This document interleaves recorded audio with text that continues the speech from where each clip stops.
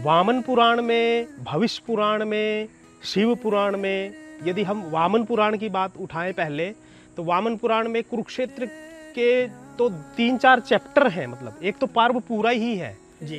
तो 48 कोस में भी पूरे अंदर ऐसा लिखा है, ऐसे इतने 3-4 श्लोक ऐसे हैं जो प्रमाणित करते हैं कि हमारे यहाँ वन थे। 7 वन तो बड़े प्रसिद्ध थे, जिसमें अदिति वन, सूर्य वन और ये काम्यक वन का भी नाम आता है। हमारे गांव में फलक वन था। फलक वन, फलकी वन, जी जी, जरूर वन, जरूर, हाँ, फलकी वनश्च, ऐसा श्लोक आता है उसमें हाँ जी। कि वन में जाऊं और पवित्र रहूं। तो भगवान ने उसके ऊपर मोहर लगा दी इस जगह पर बैठकर कि ये तृप्ति संभव है यदि आप समर्पण भाव से, संभव है यदि आप समर्पण भाव से इस तरीके से करोगे तो। और उसका उदाहरण है ये दुर्वासा। वरना दुर्वासा ऋषि का क्रोध जो है ना जी, बहुत प्रचलित है, मतलब प्रसिद्ध है कि वो जब क्रोध में आते हैं तो सामने वाला व्यक्ति गया समझो। उन्होंने द्रौपदी को देखा कि अकेली है कुटीर में, यहीं कहीं बनी हुई होगी, तो उसने उसको अपहरित कर लिया। और कुछ दूर तक गए थे तो भीम ने देख लिया और भीम ने उसको अछाड़ा। तो युधिष्ठिर ने कहा कि रहने दो, रिश्तेदार है, जान से ना मारो। तो कहते हैं द्रौपदी ने भी इंटरव्यू किया, भी मारो नहीं, हमारा नंदोइया लगता है। हाँ, मारो ये कितनी नहीं, मतलब सजा ऐसी दे दो कि दुनिया याद करे, ऐसा कुछ कहते हैं। हाँ जी, हाँ जी, हाँ जी। सरकार ने भी ये बात स्वीकार करके कि यहाँ मेला लगता है, इसलिए यह एक चौकी बनाई। और मेले के दिन स्पेशल, जबकि यहाँ स्टेशन नहीं था, तो रेल रुकती थी और यात्री यहाँ नहाने के लिए इस तालाब में और खम्बेकेश्वर के दर्शन के लिए, माथा टेकने के लिए आते रहे।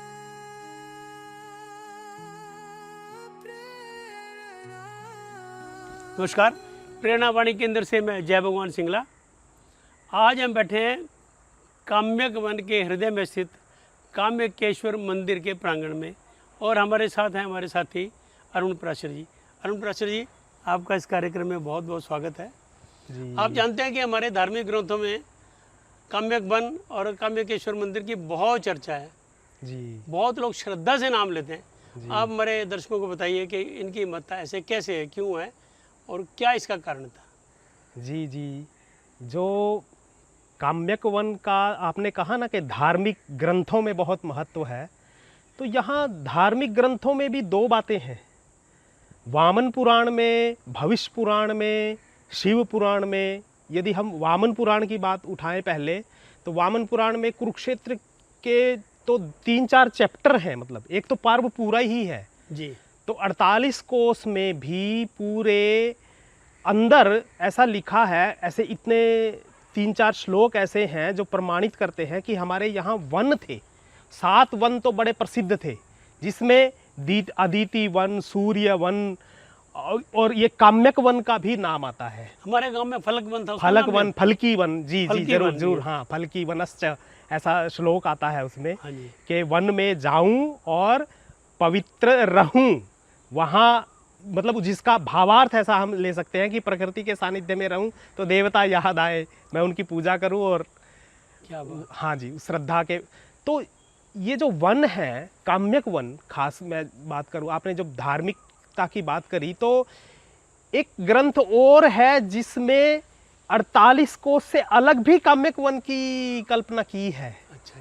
और बहुत दिनों की बात है, मैं उसको पढ़ रहा था, शिव पुराण में भी आती है ये वार्ता कि जैसे हम जो हमारे ज्योतिर्लिंग हैं 12, ये गाते हैं ना, सौराष्ट्र सोमनाथम च श्रीशैले मल्लिकार्जुनम उज्जैन्यम महाकालम ओमकारम अमलेश्वरम परल्याम वैद्यनाथं च डाकिन्याम भीमशंकरम सेतुबंधे तु रामेशम नागेशम दारुकावने वाराणस्याम तु विश्वेशम त्र्यंबकम गौतमी तटे हिमालय तु केदारम घुष्मेशं च शिवालय घुष्मेश डाकिन्याम भीमशंकरम। ये जो डाकिनी है, डाकिन्याम भीमशंकरम, ये आजकल साउथ में है कहीं। जी, मैं गया हूँ। हाँ, तो वो जो डाकिन्याम भीमशंकरम की जो बात है, वो जो डाकिनी है स्थान, वहाँ भी काम्यक वन कहा है। अब जो काम्यक वन से जुड़ी हुई घटनाएं यहाँ हैं, वो लोग वो दावा करते हैं कि यहाँ भी है। वह यहाँ पर ऐसा माना जाता है कि जिस मैंने उस दिन बात की थी कि हम घराड़सी से आए थे हाँ जी, हाँ जी, बारना में, तो बारना तक ये फैला हुआ था, काम्य कमोद्दा से लेकर बारना तक। बिल्कुल बिल्कुल। तो घराड़सी भी उसमें ही था। तो घराड़सी में घटोत्कच का मतलब स्थान माना जाता है। जी, घटोत्कच इस वन से जुड़े हुए हैं। उनकी बहन, उनकी जो माता थी वो हिडिंबा थी। हिडिंबा का भाई हिडिंब जो भीम ने मार दिया था और हिडिंबा के साथ उसकी शादी हो गई थी, उसी का पुत्र घटोत्कच है। यही बात वहाँ डाकिन्याम जो भीम शंकरम की बात करी मैंने, वो लोग भी बोलते हैं। तो मैं एक बार आपसे शेयर की थी कि नहीं बात, मुझे पता नहीं, याद नहीं, कि मेरी जो माँ थी ना, उन दिनों में जब मैं छोटा ही था तो शिव पुराण और दूसरे ये सुख सागर ये आसपास की महिलाओं के बीच में पढ़ लेती थी। तो एक बार मैंने पूछा कि माँ, ये हम मम्मी बोलते थे कि ये लोग दावा उधर कर रहे हैं और हम तो कमोद्दा में मानते हैं काम्यकेश्वर, ये बड़ी क्लैश है, बात समझ नहीं आ रही। तब उन्होंने कहा था कि आपके जो, यानी हमारे जो पंडित जी हैं फोर फादर, उन्होंने इसका एक सॉल्यूशन बताया है और वो ये कहते हैं कि कल्प भेद होता है। एक बार कल्प में, क्योंकि बातें तो वही होती हैं जो दोहरा देते हैं, मतलब जी। ये जैसे पांडव अब आए, इसमें दूसरे कल्प में होंगे वही सब कुछ, परंतु उनका स्थान, उनका घटनाक्रम वो थोड़ा बहुत चेंज हो जाएगा। तो वो कभी कभी डाकिनी में भी काम्यक आ जाता है। और दूसरा इसका सॉल्यूशन ये है कि वन खाली वन नहीं थे, तपोवन थे। तपोवन वो यूनिवर्सिटी की छोटी छोटी ब्रांचेस थी एक किस्म से, वहाँ विद्यार्थी पढ़ा करते थे। तो उसी के पास या उसी के परिसर में जाकर, जैसे यहाँ आए पांडव 12 साल के वन में, तो कुछ दिन उस परिसर में गुजारे उन्होंने। यहाँ आसपास कहीं होंगी शिक्षा का कुछ ना कुछ केंद्र। भाई ये तो ठीक है कि 12 साल उन्होंने वन में गुजारा, पर उसके साथ साथ लगातार वो ऋषि मुनियों से मिलते रहे। और ऋषि मुनि कहाँ मिलेंगे? तपोवन में मिलेंगे, जहाँ वो तप कर रहे हैं, जहाँ वो पढ़ा रहे हैं।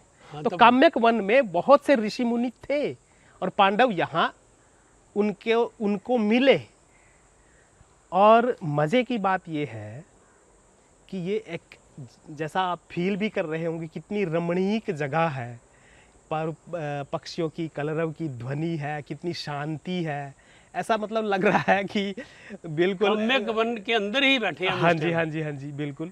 तो यहाँ पे जो काम्यकेश्वर महादेव मंदिर है, लोग तो कहते हैं कि पांडव और जब भगवान कृष्ण और ये लोमश और धौम्य, ये जो लोग मिले थे यहाँ पर, उन दिनों में स्थापित किया था।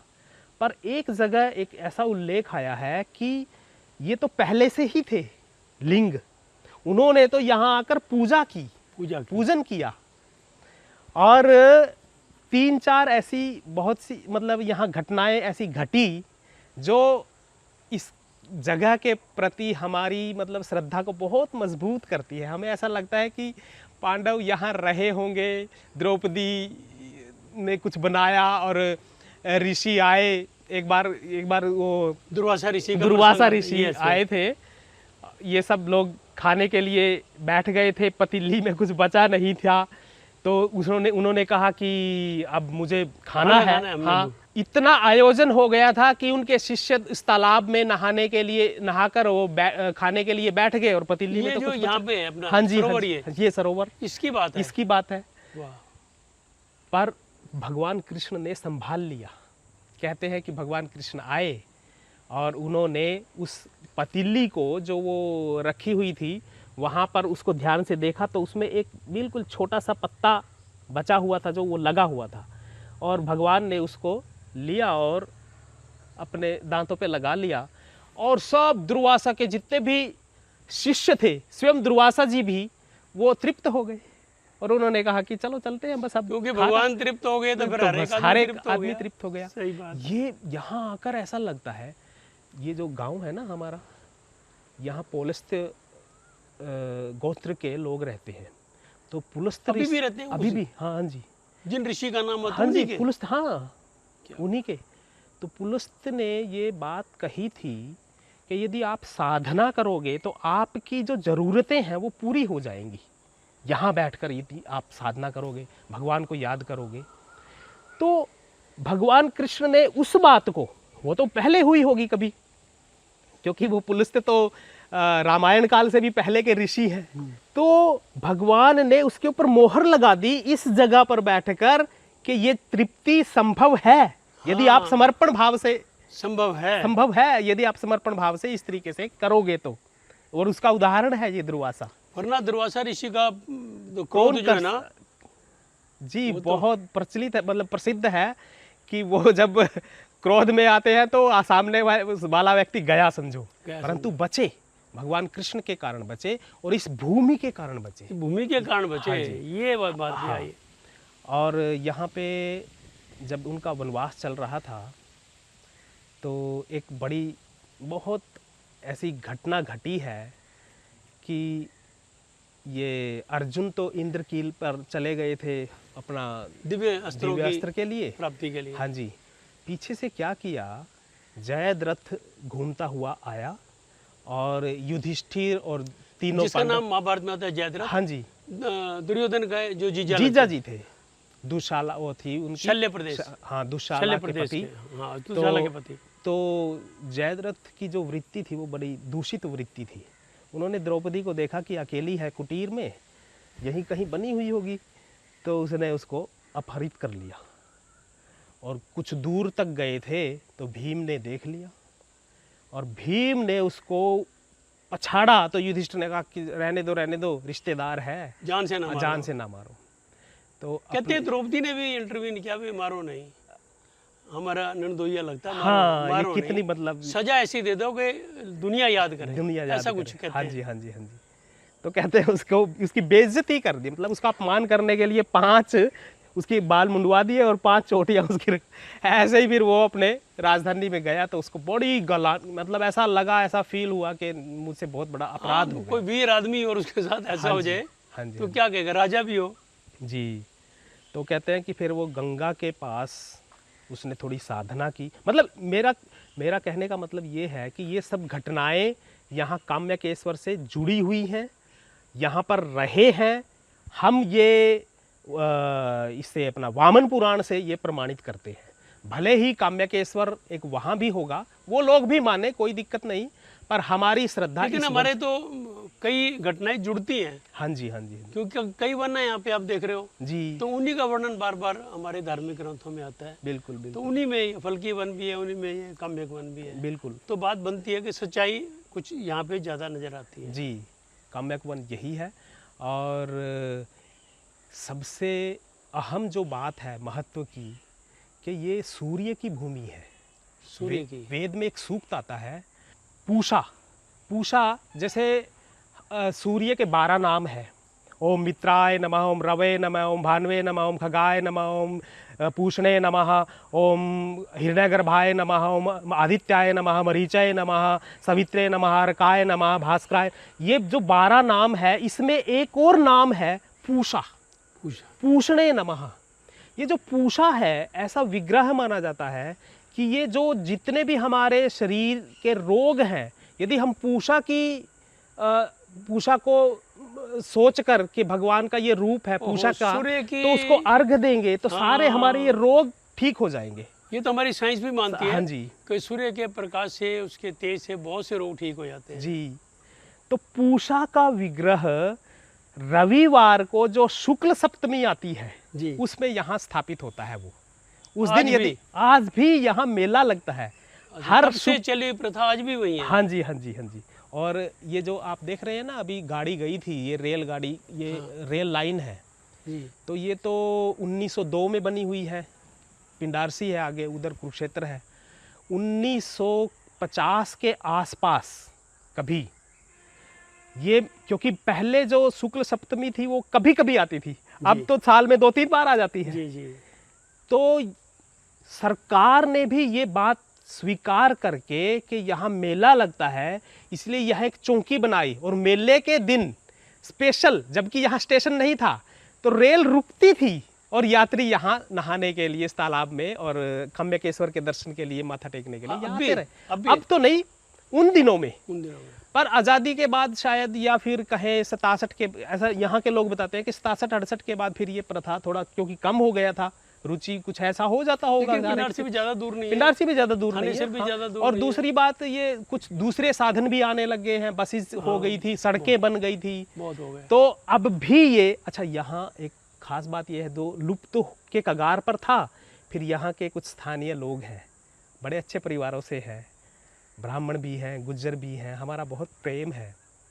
और इस भूमि पर एक हरिपुष्प नाम के एक सन्यासी थे, बहुत पहले की बातें हैं, तो उन लोगों ने प्रयत्न किया कि इसको फिर से, ओह, इसकी महत्ता को द्वारा हाँ, फिर से हाँ जी, हाँ जी, जीर्णोद्धार पुनर्जागृत करके, इसको जीर्णोद्धार करके उसी रूप में लाया जाए, हाँ जी, मान्यता के हिसाब से, वही मान्यता द्वारा मिले, ऐसा प्रयास हुआ। जी जी, अभी 10-15 साल से फिर से वो मेला लगना शुरू हो गया। तभी इतना सुंदर है, बहुत सुंदर, बहुत सुंदर। यहाँ के स्थानीय निवासियों ने भी, और कुछ संस्थाएं हैं, और कहते हैं वो बाबा जी जो है जयराम संस्था वाले, हाँ उनका जी, भी हाँ जी, बहुत हाँ, योगदान उनका रहा। भी योगदान रहा है यहाँ। तो ये कुछ एक एकड़ भूमि है, वो उनकी है। और सबसे बड़ी बात, गांव के लोगों का बहुत आपसी प्रेम है। मैं अपनी बात करूं डॉक्टर साहब, तो मैं आपकी बात को बीच में काट के कहता हाँ हूँ, जी, आपने कहा ये गांव में आपसी प्रेम है, हाँ जी, तो हाँ क्या ये जो कामेश्वर मंदिर है इसका भी प्रभाव माना जाएगा उसमें? जी जी, बिल्कुल, क्योंकि जहाँ पर अगर आप मंदिर के पास रहोगे जी, तो साधु वृत्ति जो है ना वो पनपेंगी, बिल्कुल, दुष्प्रवृत्ति जो है ना वो दबेगी, ऐसा बिल्कुल, मानते हैं। बिल्कुल, बिल्कुल तो सही, क्या उसका रोल माना जा सकता है? बिल्कुल जी, बिल्कुल। मतलब आज भी कामेश्वर महादेव का असर गांव में देखने को मिलता है, और आपस में लोगों में प्यार है, क्या और इसकी कीर्ति उन्हीं के कारण है। मतलब आसपास भी प्रेम है इस गांव का, दूसरे जितने भी पड़ोस के गांव है, उन गांव वालों के साथ भी है। हो सकता है वहाँ उनमें कुछ दुराव आ सकता है, परंतु ये गांव वाले उनके साथ, जितने भी पड़ोसी गांव में, बहुत प्रेम जुड़े है। हुए हैं। मैं क्योंकि मैं तो 1 साल यहाँ पर घर घर जाकर ये मतलब बात मैंने महसूस की है। और मैं अपनी बात कहूँ, मैं बीच में कर रहा था, जो मेरे फोरफादर थे पंडित भिक्षाराम वेदांगाचार्य जी, क्योंकि उन्होंने देश के कई जगह पर वेदांग पाठशालाएं बनवाई थी। तो जब भी वो अपने प्रयास से हाँ जी, हाँ जी, जब भी वो आते तो सबसे पहले, जैसे कुरुक्षेत्र पहुंच गए तो कुरुक्षेत्र आते थे, ये सड़क नहीं थी, वो पेहवा वाली सड़क थी। तो वो जैसे भी आए गाड़ी से, अपना रमझोली जो भी चलते होंगे उन दिनों, फिर वो पैदल यहाँ आए, यहाँ पर आते थे, पहले स्वामी जी के दर्शन करते थे, यहाँ माथा टेकते थे, फिर जाते थे। ये मुझे कैसे पता चला? मैं तो बहुत छोटा था, मैंने तो वो उनकी शक्ल देखी है बस। उनकी डायरियों में ये बात उल्लिखित है कि आज हरिपुष्प जी के दर्शन किए। और ये जो जयराम जी की आप बात कर रहे हैं ना, ये उसी परंपरा के लोग थे, मतलब रहे हैं हरिपुष्प जी।